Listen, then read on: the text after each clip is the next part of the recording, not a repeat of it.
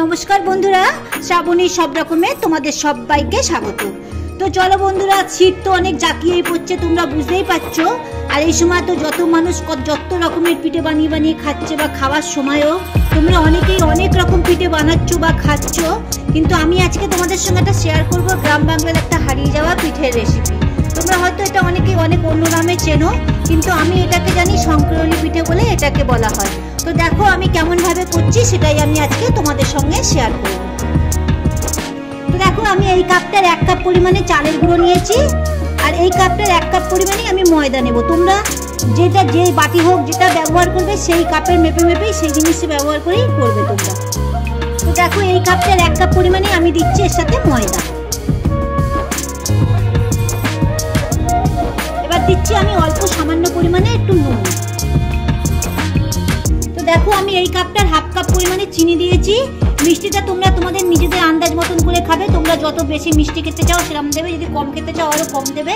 আর দেখো এই কাপটাতে আমি 1 কাপ মেপে জল বসিয়েছি এখানে। এই জলের মধ্যে আমি চিনিটা দিয়ে দেবো, চিনিটা দিয়ে একটা চিনির রস বানিয়ে নেবো।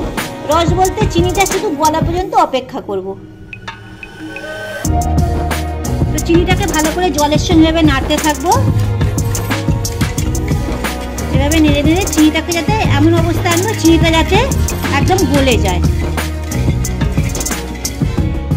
তো দেখো চিনিটা পুরো গুলে গেছে। তা আমি মানে এটা সরি আমি দেখাতে তোমাদেরকে ভুলে গেছি, আমি এর মধ্যে 4টে এলাচ ফাটিয়ে চিনির রসের মধ্যে দিয়ে দিয়েছি।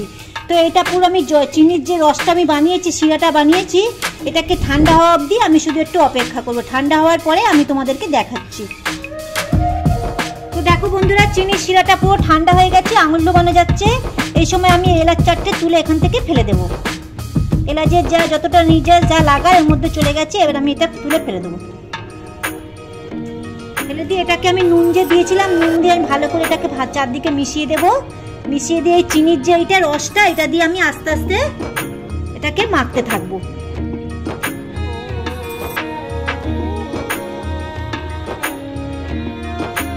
এটা আমি পুরোটাই ঢেলে দিচ্ছি। আর আবারও বলছি মাখা কাজটা তোমরা সবসময় হাত দিয়ে করবে, কারণ এইসব জিনিস মাখাটা হাত দিয়ে করলেই বেশি ভালো হয়।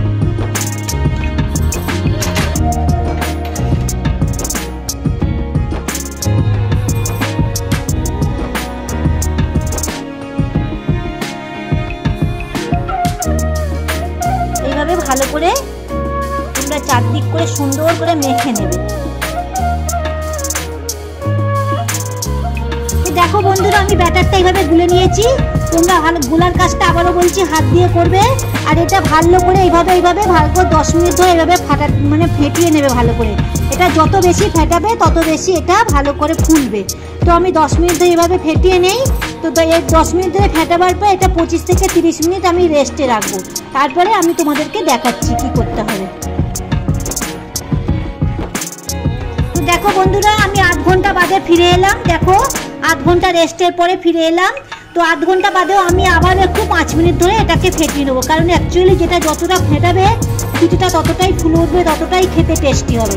তো আমি আর একটুখানি ফেটিয়ে নেই, তারপর তোমাদেরকে দেখাচ্ছি। তো দেখো বন্ধুরা আমি কড়াতে তেল বসিয়ে দিয়েছি। এটা ভাজতে খুব কম তেল লাগবে, তোমরা কম তেলেই জিনিসটা ভাজবে। আবার যদি তেল পরে দরকার হয় তেল দেবে। তো তেল আমার গরম হয়ে গেছে কড়ার তেলটা। এবার আমি এতে 1 হাতা করে অল্প অল্প করে দিয়ে দেবো।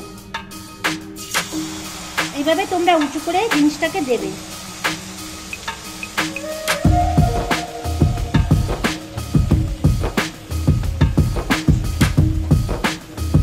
জিনিসটাকে দিয়ে 2 মিনিট একটুখানি হতে দেবে। তো দেখতে পাচ্ছ তোমরা পাশ থেকে কেমন জিনিসটা ফুলে যাচ্ছে, দেখতেই পাচ্ছ। এটা অ্যাকচুয়ালি তেলের পিঠের মতন, আবার তেলের পিঠেও নয়। তেলের পিঠে যেমন উল্টে পাল্টে লাল লাল করে ভাজে, এটা কিন্তু উল্টাবার দরকার নেই। এটা এরকমভাবেই চারদিক থেকে তেলটা তুলে তুলে এইভাবে ভাজতে হবে। আর তোমরা দেখতেই পাচ্ছ এটা কেমন সাইড দিয়ে ফুলে যাচ্ছে। এটা তোমরা কি করবে, একটা সাইডটা এইভাবে সরিয়ে দেবে, সরিয়ে দিয়ে একটুখানি তেলটা ওপরে এইভাবে দিয়ে দিয়ে এটাকে ভেজে নেবে।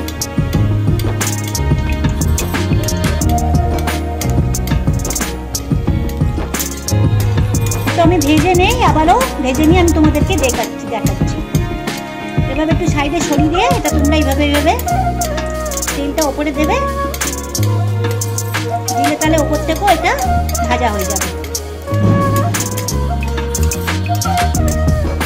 বন্ধুরা, তোমাদের সুবিধার জন্য আমি আবার একটা ভেজে দেখিয়ে দিচ্ছি।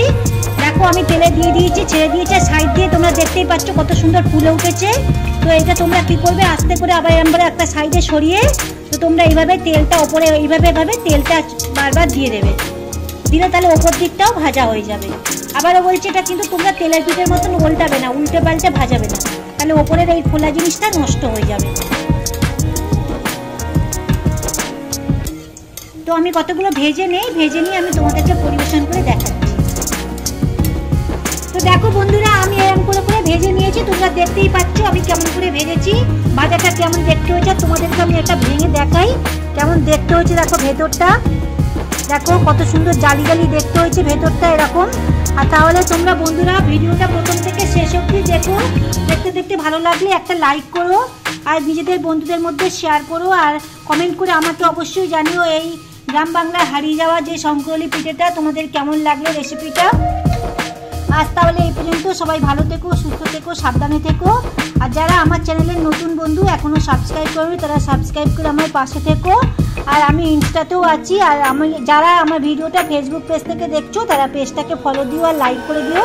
আমি ইনস্টাতেও আছি, ইনস্টাগ্রামের আর ফেসবুকের লিঙ্ক ডেসক্রিপশন বক্সে দেওয়া থাকবে, তোমরা দেখে নিও। আর সবাইকে ধন্যবাদ যারা ভিডিওটা ভালোবেসে দেখছো, তাদের সবাই।